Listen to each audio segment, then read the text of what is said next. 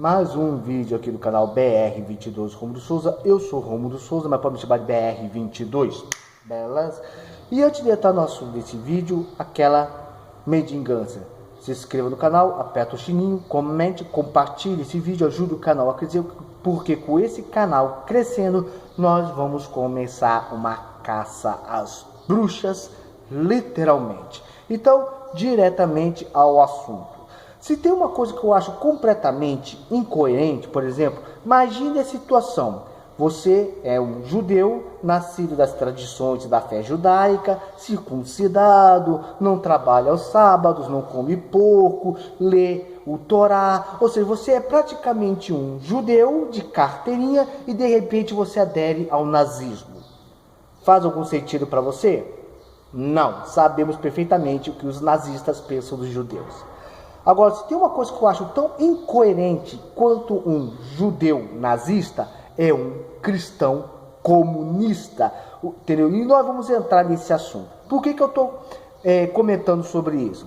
Durante o Dia das Crianças, o dia 12 de outubro, também conhecido como o Dia da Padroeira do Brasil, o arcebispo Dom Orlando Brandes começa a atacar a direita do Brasil, cara. Sim, esse cara começa a fazer crítica comparando o conservadorismo com o dragão bíblico, né, cara?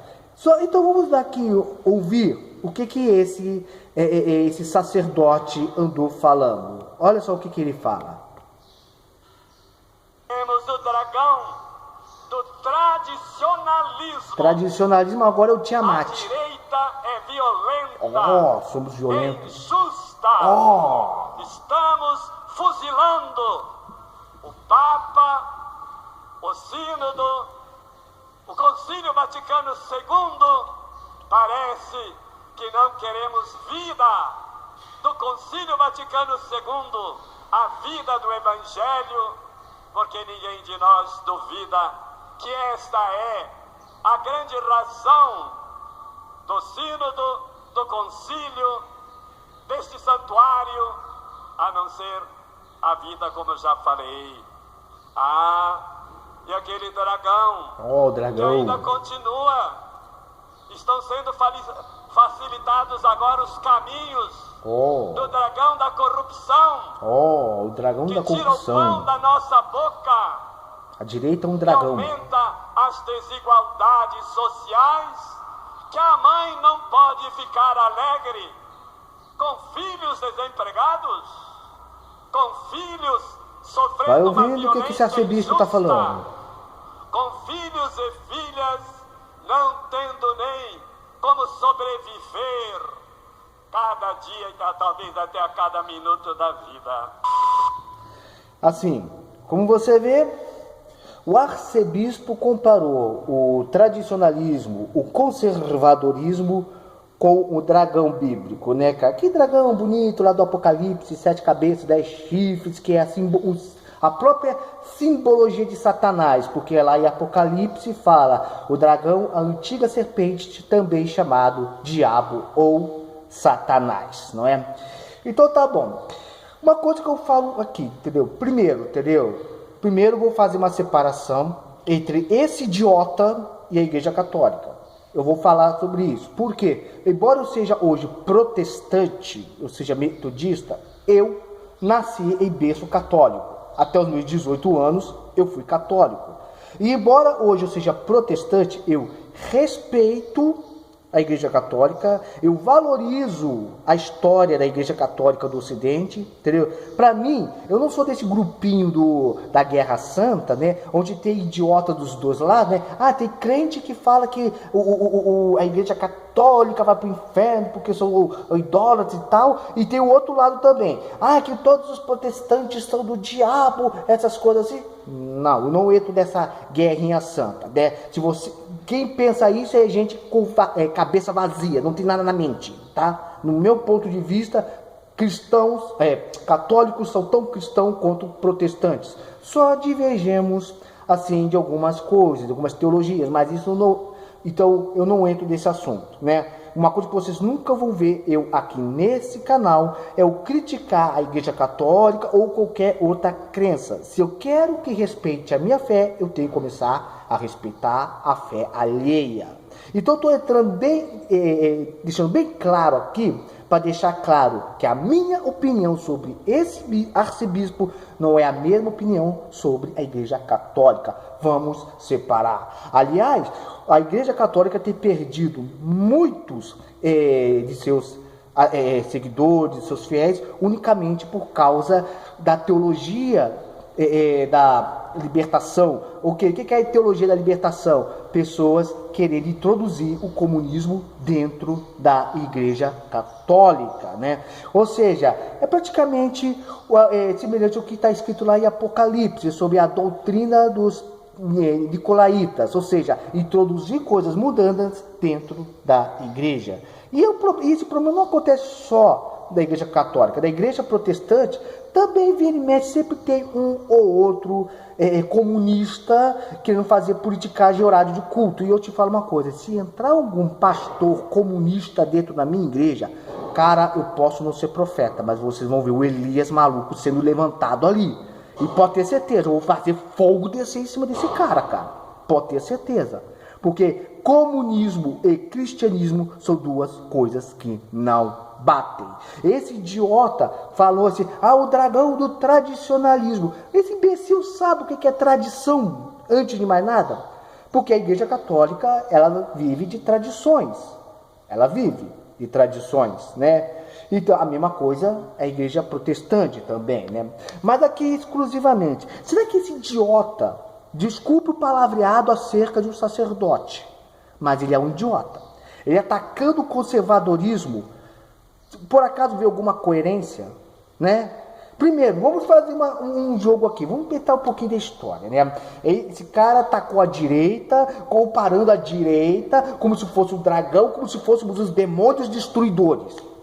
Jesus Cristo, né? Lembra que no passado teve muito petista, muito esquerdista falando que Jesus Cristo era socialista e tudo mais, blá blá blá? Vamos perguntar, Jesus, ele seria um conservador ou ele seria um radical? Ele seria de direita e esquerda? Lembrando que conservadorismo, direita, esquerda, radicalismo, isso tudo são termos que surgiram séculos à frente, né? Principalmente lá da Revolução Francesa. Mas vamos dizer, mas pegando Jesus, de quem Jesus era, Jesus se encaixaria mais como conservador ou como radical?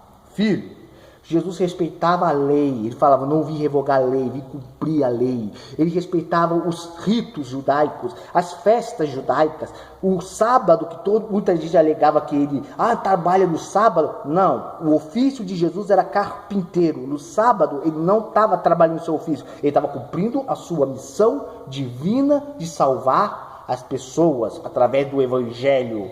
Evangelho de Cristo não é um movimento revolucionário. Vamos entender isso. Você nunca vai ver Jesus saindo aí falando, ensinando. Não, engraçado que o PT ainda falou, não, que nós nos baseamos no Evangelho de Cristo. Engraçado, eu nunca vi Jesus ensinando ninguém a roubar ou cortar o dedinho, né? Então, você vê Jesus por acaso juntando os discípulos falando, vamos fazer um golpe, tirar Herodes do poder e fazer uma revolução contra Roma?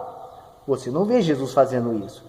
Não, a missão de Jesus é de salvação da raça humana e não a pregação de uma ideologia, né?